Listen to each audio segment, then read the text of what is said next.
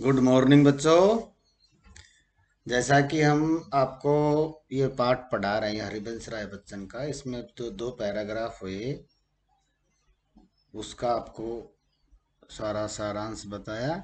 अभी तीसरा जो अपना इसका चैप्टर है, पैराग्राफ है, मैं निज उर के उद्गार लिए फिरता हूँ, मैं निज उर के उपहार लिए फिरता हूँ, है यह अपूर्ण संसार न मुझको भाता, मैं स्वप्नों का संसार लिए फिरता हूँ।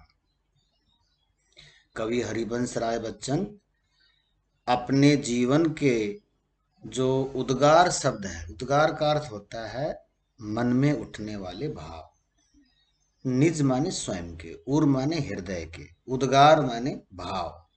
कवि कहता है कि मैं अपने जीवन में अपने हृदय में स्वयं के भाव लिए फिरता हूँ।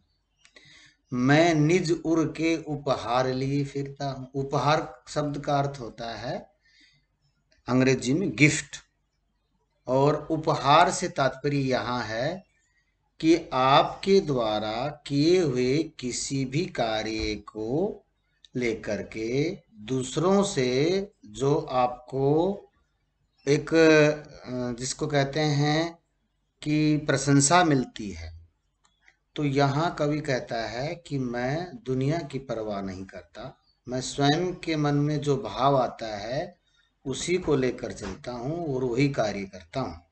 मैं दूसरों से अपेक्षा नहीं रखता कि मेरे उस कार्य को वो सराहें, प्रशंसा करें। फिर भी कवि कहता है कि मेरे हृदय ने अगर मेरे द्वारा किए हुए कार्य को अच्छा माना है तो स्वयं का मैं उपहार लिए फिरता हूँ। अगली लाइन है, ये संसार कैसा है, अपूर्ण, ये मुझे अच्छा नहीं लगता। अपूर्ण का अर्थ होता है कि संसार अपने आप में पूरा नहीं है, क्योंकि यहाँ जो लोग होते हैं वो एक दूसरे की टांग खींचते हैं। टांग खींचने से तात्पर्य आप समझते होंगे कि एक दूसरे से वो ईर्ष्या भाव रखते हैं। तो ऐसा संसार मुझे अच्छा नहीं लगता। कवि कहता है कि मैं स्वप्नों का संसार लिए फिरता हूँ, मैं एक ऐसे संसार की कल्पना करता हूँ जिसमें सब लोग भाईचारे से रहें, सद्भाव से रहें। तो ये जो वास्तविक संसार है ये मुझे बिल्कुल अच्छा नहीं लगता, इसलिए मैं इस वास्तविक संसार को मिटा करके अपना कल्पना का एक संसार बनाता हूँ जिसमें सब लोग सद्भाव और भाईचारे से रहे।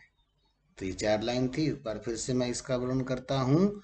कवि हरिवंश राय बच्चन कहते हैं कि मैं निज उर के उद्गार लिए फिरता हूँ, मैं निज उर के उपहार लिए फिरता हूँ, है ये संसार अपूर्ण संसार जो मुझको भाता नहीं है, मैं इसलिए स्वप्नों का संसार बनाता हूँ। इसमें प्रश्न बनता है कि कवि को ये संसार अपूर्ण क्यों लगता है। इसका उत्तर है कि इस संसार में लोग स्वार्थी हैं, एक दूसरे पर आपेक्ष करते हैं, इसलिए ये संसार मुझे अच्छा नहीं लगता। संसार वो होना चाहिए जिसमें सब लोग एक दूसरे का सहयोग करें और भाईचारे से रहें। अगला जो पैराग्राफ है वो है, मैं जला हृदय में अग्नि दहा करता हूँ, सुख दुख दोनों में मग्न रहा करता हूँ, जग भव सागर तरने को नाव बनाए, मैं भव मौजों पर मस्त बहा करता हूँ, मैं निज उर के उद्गार लिए फिरता हूँ। मैं जला हृदय में अग्नि दहा करता हूँ। कवि कहता है कि किसी के द्वारा मेरे वो किए हुए कार्य पर अगर आपेक्ष करते हैं या कहें कि मेरे कार्य को वो ईर्ष्या करते हैं, मेरे द्वारा किए हुए कार्य को जो गलत बताते हैं, तो ऐसा नहीं है कि मेरे हृदय में अग्नि नहीं उठती। अग्नि से तात्पर्य है क्रोध। तो कहता है कि मैं जला हृदय में अग्नि दहा करता हूँ, तो मैं दूसरों के सामने अपने दुख का इजहार नहीं करता, मैं स्वयं उसमें जलता रहता हूँ। चाहे सुख हो चाहे दुख, दोनों हो, लेकिन मैं सुख में ज्यादा सुखी नहीं होता और दुख में ज्यादा दुखी नहीं होता, दोनों में मैं मगन रहा करता हूँ, अर्थात सुख और दुख दोनों में मैं सहर्ष स्वीकार करता हूँ और मस्त रहने का प्रयास करता हूँ। कहते हैं इस संसार में तैरने के लिए, तैरने से तात्पर्य इस संसार में जीने के लिए लोग नाव बनाते हैं। जैसे एक सागर है, उस सागर को अगर आपको पार करना होता है तो नाव बनानी पड़ती है। उसी तरह ये संसार एक सागर है, और इस संसार रूपी सागर से आपको अगर पार उतरना है, किनारे पर जाना है, तो आपको इस संसार रूपी भव सागर को पार करने के लिए एक योजना रूपी नाव बनानी पड़ती है। लेकिन कवि कहता है कि मैं ऐसी कोई नाव नहीं बनाता, क्योंकि मैं भव मौजों में पर मस्त बहा करता हूँ। मैं तो अपनी मौज मस्ती का वाले जीवन के साथ मिल करके इस संसार रूपी भव सागर को पार कर देता हूँ। कवि यहाँ ये कहना चाहता है कि हमें इस संसार में जीने के लिए कभी भी किसी प्रकार का हमें संग्रह नहीं करना चाहिए, किसी दूसरे को तंग करके हमें कमाई नहीं करनी चाहिए, बल्कि योजनाएं नहीं बनानी चाहिए, बल्कि हमें अपने मस्त जीवन को जीना चाहिए, सुख दुख दोनों में मगन रहना चाहिए, किसी प्रकार की परवाह नहीं करनी चाहिए। कोई हमें ये जैसे कहते हैं ना, अपने भविष्य को संवारने के लिए हमें ये करना है, हमें वो करना है, तो उनका सारा जीवन इसी उधेड़ बुन में लगा रहता है। तो कवि कहता है कि हमें मस्त जीवन जीना चाहिए, जिसको मोलड़ जीवन कहते हैं, जिसमें ना किसी प्रकार का कोई डर, ना भय, ना किसी प्रकार का कोई खोने का गम, या कहें कि ये उसने वो ले लिया, उसने ये ले लिया, ना ईर्ष्या।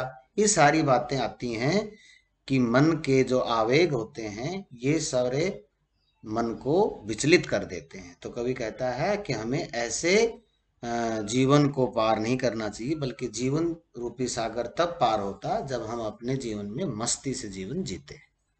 तो दो प्रश्न बने, इसमें भी प्रश्न बनता है कि कवि इस संसार को पार करने के लिए नाव नहीं बनाता, क्यों?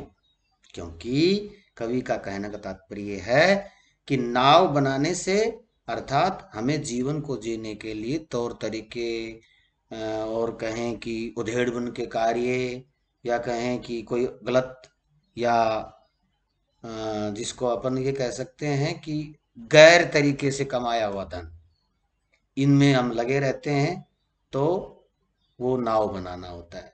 लेकिन कवि कहता है ये ना करके हमें मस्त जीवन जीना चाहिए। तीसरा जो है वो देखो, इसी क्रम में आगे बढ़ते हुए, मैं यौवन का उन्माद लिए फिरता हूँ, उन्मादों में अवसाद लिए फिरता हूँ, जो मुझको बाहर हंसा रुलाती भीतर, मैं हाय किसी की याद लिए फिरता हूँ। यौवन जवानी, उन्माद जवानी में उठने वाली उमंग। कवि कहता है कि मैं ऐसा नहीं हूं कि भाई मैं बुजुर्ग हूँ, बूढ़ा हूँ, अधेड़ हूँ, कि मेरे जीवन में कोई उन्माद ही नहीं है, कोई उमंग ही नहीं है, कोई तरंग ही नहीं है। बल्कि कहता है कि मैं जवान हूँ, लेकिन मैं जवानी के उन्मादों को सारे संसार में बांटता फिरता हूँ। उन्मादों में, अब ये नहीं है कि मैं, उन्माद तो है, तरंग तो है, उमंग भी है, लेकिन अवसाद भी है, दुख भी है। कहने का तात्पर्य कवि कहता है कि हमें जवानी में होश नहीं भूलना चाहिए। मैं जवानी के में उमंग है, तरंग है, लहर है, उत्साह है, सारी चीजें हैं, लेकिन उन उमंगों, उन उन्मादों में अवसाद भी, दुख भी आता है। तो उसमें भी हमें कैसे जीवन जीना चाहिए, उसी के अनुसार कवि कहता है कि सुख और दुख दोनों में मैं मस्त रहता हूँ और सबके साथ मस्ती से जीवन जीता हूँ। कवि आगे के क्रम में कहते हुए कह रहे हैं, जो मुझको बाहर हंसा रुलाती भीतर।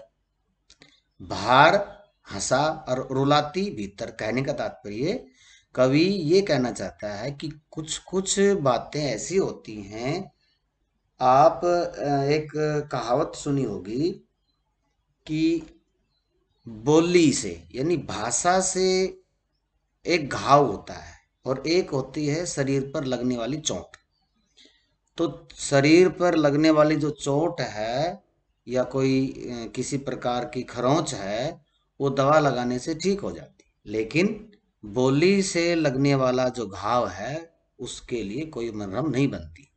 तो कवि कहता है कि कवि की जो प्रेयसी है, जो उसे नहीं मिली पाई है, तो कवि यहाँ उसको याद करते हुए कहता है कि मेरे जीवन में भी कुछ ऐसी यादें हैं, कुछ ऐसी पुरानी बातें हैं, ऐसी जिसको अपन कह सकते हैं कि ऐसी एक घटना घटी हुई है उसके जीवन में।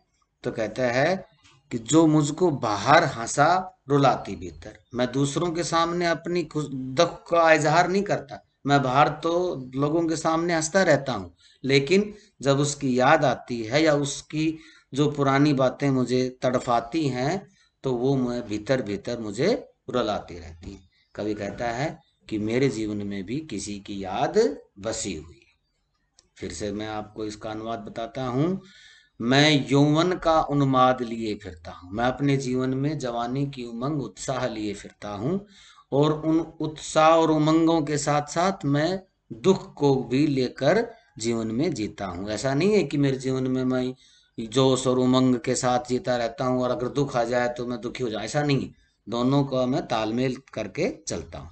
कभी कहता है कि मेरे जीवन में कुछ ऐसी यादें हैं, पुरानी यादें हैं, जिनको याद करके मेरा हृदय है वो दुखी होता है, लेकिन मैं दूसरों के सामने अपने दुख का इजहार नहीं करता। तो बच्चों, ये जो अपन ने 3 आज पैराग्राफ पढ़े हैं, इनमें तीनों में प्रश्न बनता है। लास्ट वाले पैराग्राफ में प्रश्न है कि कवि यौवन के उन्माद के साथ क्या, किस और क्या लेकर फिरता है। तो कवि का उस है अवसाद, अवसाद मतलब दुख। दूसरी लाइन में प्रश्न बनता है कि कवि की ऐसी कौन सी हृदय तंत्रिका को झंकृत करने वाली याद है, जो उसको, उसके साथ वो कैसा व्यवहार करता है। तो उसके कहता है कि मैं, मेरे हृदय दुखी हो जाता है, मेरी आत्मा दुखी हो जाती है, मैं भीतर भीतर रोता हूँ, लेकिन दूसरों के सामने अपने दुख का इजहार नहीं करता। तो ये वह है बेटा, ये तो 3 प्रश्न है, ये करके लाना। धन्यवाद।